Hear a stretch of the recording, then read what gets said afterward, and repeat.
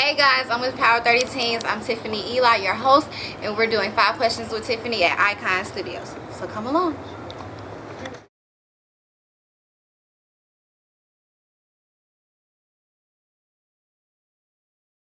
Hey everybody, I'm here with legendary entertainment executive. He has worked with A-list artists such as Outkast, TLC, Arrested Development, and here he is, Mr. Ian Burke. Hi. Welcome. Hi. Thank you. Thank you for coming. Thank you for allowing me to come. Oh, good. Oh, good. So, you moved here you're originally from Mount Vernon, New York, correct? Yes, ma'am. And you came here once your parents moved to Florida. Mm-hmm. So what inspired you to move here by yourself and not go and follow in the footsteps of your parents? I didn't want to live in Florida. That's the honest God truth. I just heard that Florida was the land of the newlyweds and the nearly deads, and at that time I was neither one.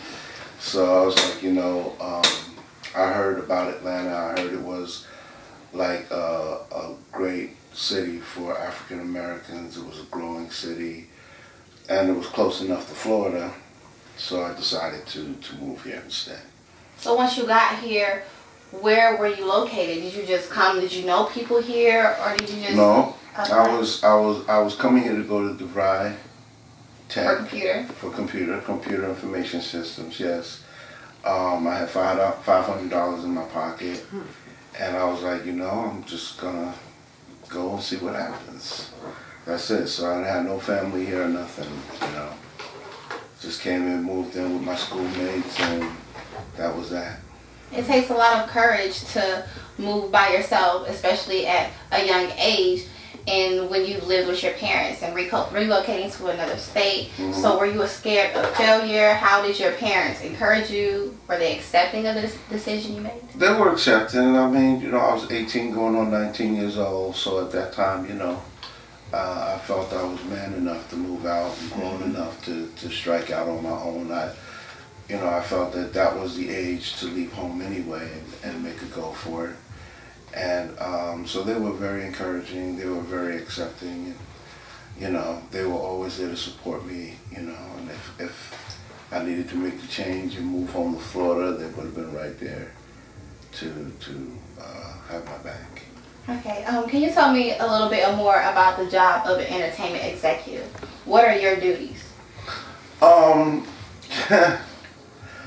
You know what? I just do what I love. I don't have any particular responsibilities. I have clients that I both manage and I consult. I have, that's it.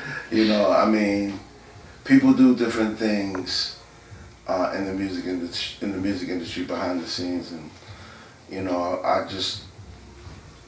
it's so hard. I've been in the business for a long time, so I just do what I do. That's the best way to explain it. I've amassed a nice network, and my Rolodex is very valuable. So people either come to me to work as their manager or as their consultant, and I provide those services for people who want to work with me. Mm-hmm. When you first started and you were going to school for computer, you met a couple of people and got in contact with them, and then you started moving music equipment, and then going into clubs and meeting certain people. How did your interest from computer transition to the music industry? Oh, well, my father was a musician, so I've always loved music. I grew up in a musical household, listening to the Motown sounds, of course the Jackson 5, the Temptations, the Supremes, the Commodores, and then growing up, I'm the 6th of 7 children. So, it was varied, different types of music styles that were in my house. My father was into, Fats Waller, Harry Belafonte, old school Chicago, anything where people played an instrument. My father was into that, and my sisters, well, like I said, were into that whole Motown thing, and going to school and listening to George Clinton, Parliament Funkadelic, to Quincy Jones, the Brothers Johnson. And my younger sister had a different taste. She was into Kenny Rogers. She was into DeBarge and things of that nature. Then my brother went to the military, and when I went to visit him in Virginia, he was listening to Elton John, Kiss, the Average White Band. So I had just like a very eclectic taste of music, influences coming from all of my family members and myself.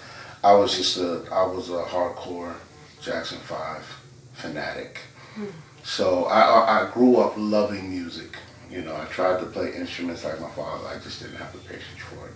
So when I got here to Atlanta, and one of my classmates at the Rye played bass in a local band, and he was like, yo, I really need help moving equipment for a particular show at a particular venue.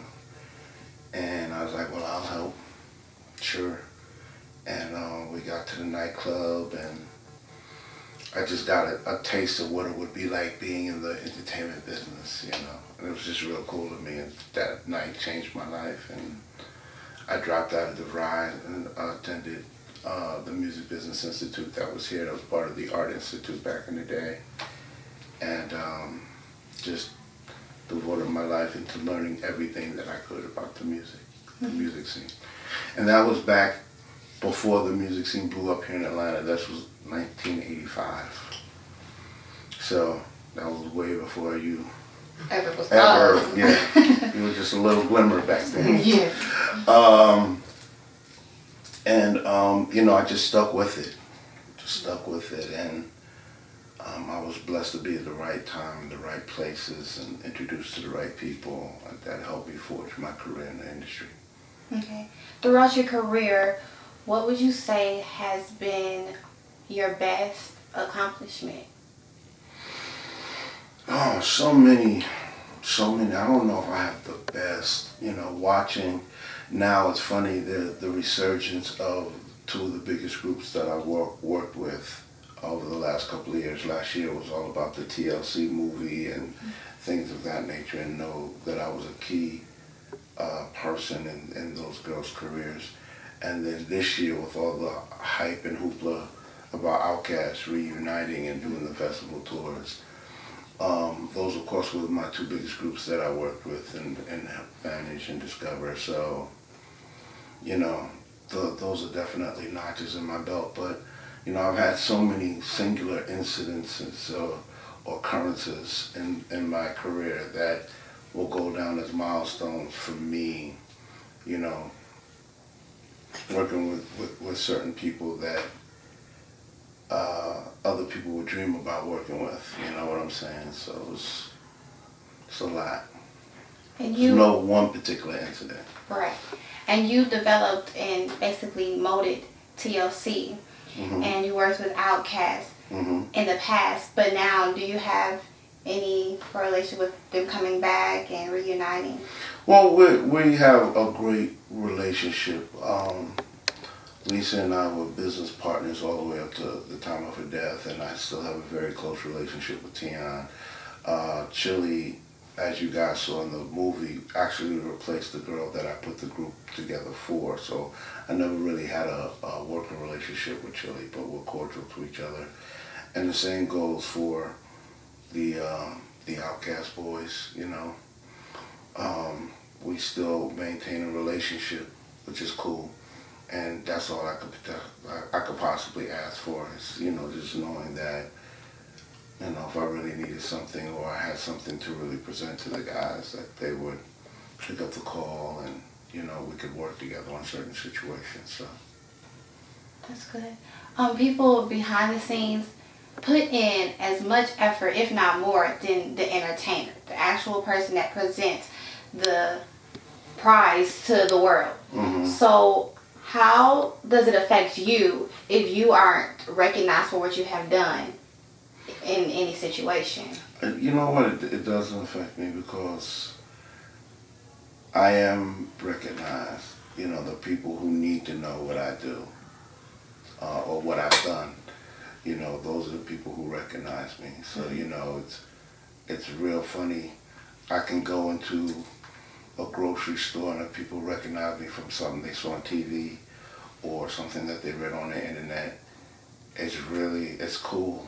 It's real cool. I actually had an incident when a new intern was being interviewed here to work here at the studio, and they were introducing her to everybody, and she was very gracious, and they said, well, do you know Ian Burke? And she says, of course I know Ian Burke, and I'm a fan of his work. And, you know, you try to be cool about it, but there's no way in the world that you can be cool when I'm not the one on stage, but still, you know, people follow what I do and are excited to meet me, and I think that that's cool. You know what I'm saying?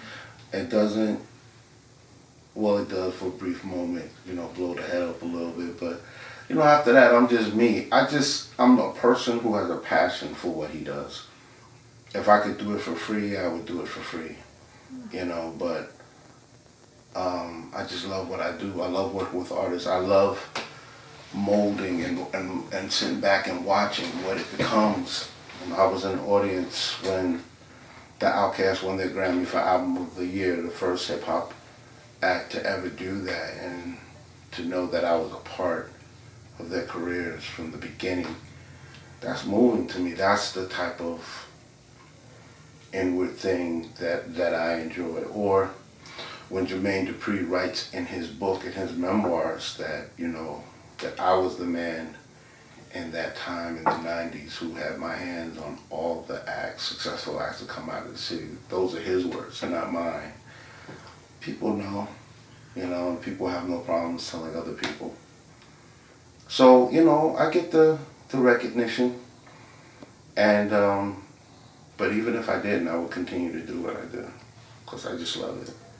Right, it's important to love what you do. Absolutely, and to know that you're putting something out there that affects the world. Like the artists that I've worked with, they've not been good domestically, just on a domestic level. They're international superstars, and they've changed so many people's lives. Their music has. So, you know, I feel real good about just that simple fact. And having an ear for music and an ear for talent, how do you go about discovering new talent? I just go by what moves me, by what I see. One of the things that very few people know, that I was the one who discovered the McLean sisters. And the McLean sisters, of course, China McLean from the Ant Farm. I picked her out when she was 7 years old and got her first movie role. It's just the way that people carry themselves that I pay attention to. It doesn't matter whether they can sing or act or whatever. You can see it just in the way they carry themselves. You know, even in the way that you carry yourself as a professional, young. How old? 16. 16-year-old. You know what I'm saying? And the way you've done your research for this particular interview, that carries weight. And I see you progressing in that as long as you stay focused. So I just look for that confident swag. That's what gets me going and gets me to the point where, yeah, I want to work with you because of that. I see some greatness within you. And confidence is really huge. I think confidence and belief, especially self-improvement. You always have to better yourself. You're not always at your best. So how do you make sure that you stay on top of your game to compete with other people? I keep young. I try to stay as young as possible. You know, I'll be 50 next year.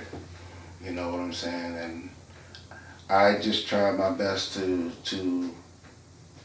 keep my eyes on the things that people are excited about.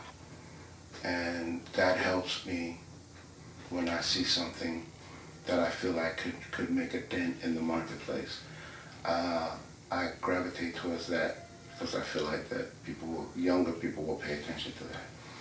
You know, and then I have my sources too. Not too long ago, I brought one of my new artists to one of the top 30 teen situations.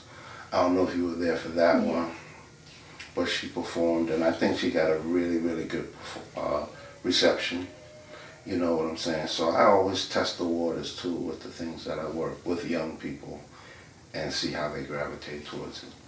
And speaking of new talent, do you have any plans for the future? I always have plans for the future. I always got my hand into something, so we'll see how that goes. Can you tell us some of the things Well, you got your fingers dipped in? Like I said, I just talked about Shay Mara or Shane. And then I have another client that I'm looking at signing and releasing with an independent label out west. His name is Radical. And I have a couple of acting clients that I'm looking at as well. I have one acting client that he was in the Candy Burris play, A Mother's Love. I got him in that. And then before that, I got him in the Tyler Perry play, Hell Hath No Fury.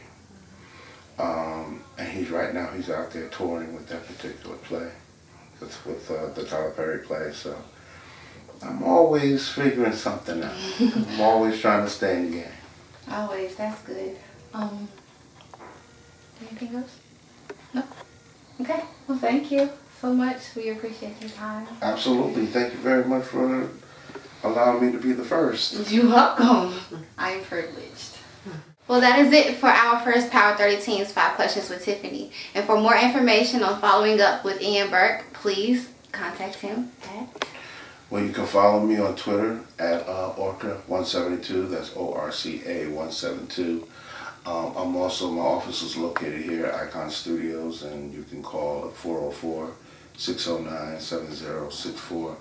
I also do an independent radio show called Launchpad Radio on Blog Talk Radio every Thursday night, where I introduce new, up-and-coming, and talented independent artists. And that's on Launchpad Radio. You can follow that on Twitter, Launchpad Radio 1. And that show is from 9 p.m. to 11 p.m. on Thursdays. Thank you.